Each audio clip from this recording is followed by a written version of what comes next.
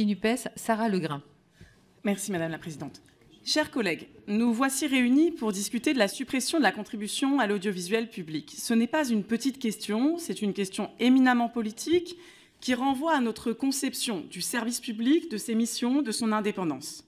Or, nous ne sommes ici saisis comme membres de la Commission des affaires culturelles que parce que nous l'avons demandé et pour avis, car cette mesure est cachée au sein d'un projet de loi de finances rectificative voté en session extraordinaire au plein cœur de l'été. Nous ne voyons absolument aucune nécessité à cette précipitation. Hier, Madame la ministre de la Culture justifiait cet agenda rapide par la volonté du président de la République, Emmanuel Macron. Elle nous promettait d'ailleurs l'accès à un rapport réalisé par l'Inspection générale des affaires culturelles, mais nous ne l'avons toujours pas, nous n'avons pas pu l'étudier. Maintenant que le président n'a plus de majorité dans cette Assemblée, peut-être va-t-il falloir s'habituer à faire autrement. Nous avons heureusement pu rencontrer ce matin, grâce aux travaux de notre commission, in extremis, si je puis le dire, les responsables des sociétés et établissements concernés par la suppression de cette redevance. Il y a 2 semaines, alors que s'ouvrait la 16e législature, c'étaient les salariés de ces mêmes établissements, en grève et mobilisés, qui venaient nous voir jusque devant notre Assemblée nationale pour nous alerter. Pour ma part, au nom de mon groupe LFI NUPES, j'ai rencontré bon nombre des syndicats et des acteurs également concernés. Je peux vous dire que tous les propos entendus, tous, ne font que confirmer nos analyses, nos alarmes et notre défiance envers cette proposition gouvernementale. Tout d'abord, présenter cette suppression comme une mesure de pouvoir d'achat est une arnaque. D'où viendront les 3,7 milliards d'euros promis à l'audiovisuel public, censés désormais venir du budget de l'État? Soit les recettes augmentent, ce qui signifie donc que les Français le financeront grâce à leurs impôts, soit il s'agit d'un transfert de crédit. Dans ce cas, quel autre service public sera impacté? Celui de l'éducation nationale, de la justice ou autre? Bref, vous donnez dans une main, vous prenez dans une autre, et ce n'est pas ce genre de tour de passe-passe qui nous donnera confiance dans vos pseudo-garanties que vous annoncez ou autres contrats d'objectifs et de moyens dont les acteurs de l'audiovisuel public eux-mêmes disent qu'ils ne fonctionnent pas. Selon Roselyne Bachelot, alors ministre de la Culture, 1 euro investi dans France Télévisions génère 2,4 € de valeur ajoutée.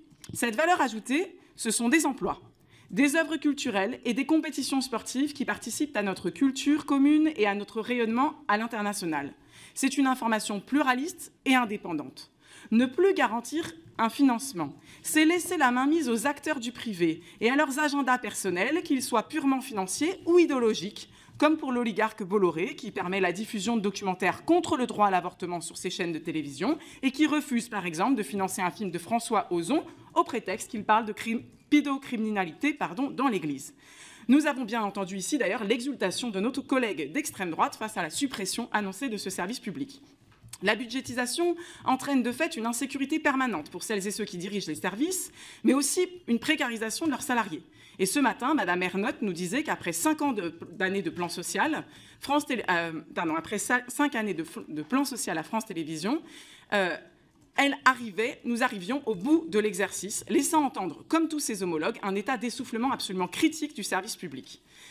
Budgétiser, c'est aussi, en tant que parlementaires, nous devons y être particulièrement vigilants, budgétiser, c'est transformer nos chaînes et radios publiques indépendantes en chaînes gouvernementales, comme ils le disaient eux-mêmes. Nous vous appelons donc à voter contre cette suppression et contre cette budgétisation. Mais nous avons ici un point d'accord. Nous ne pouvons pas garder la redevance telle qu'elle existe actuellement.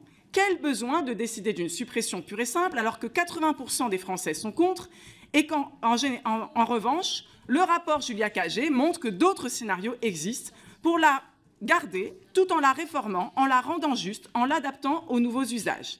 Si nous la rendons progressive avec différentes tranches selon les revenus, cela permettra un gain de pouvoir d'achat pour 85% des Français. Et si, en plus de pérenniser, on veut augmenter les financements de notre secteur public de l'audiovisuel, et ce sera notre 3e amendement, nous avons aussi la possibilité de taxer les GAFAM. Pour conclure, chers collègues, je vous propose d'aller dans le sens de ce que veut la majorité des Français et dans le sens de la préservation de leurs biens communs. À l'inverse, si vous vous soumettez à la décision arbitraire du président de la République, vous apposez votre signature à l'arrêt de mort du service public de l'audiovisuel, chers collègues, et vous ne pourrez pas dire que vous ne saviez pas. Chers collègues,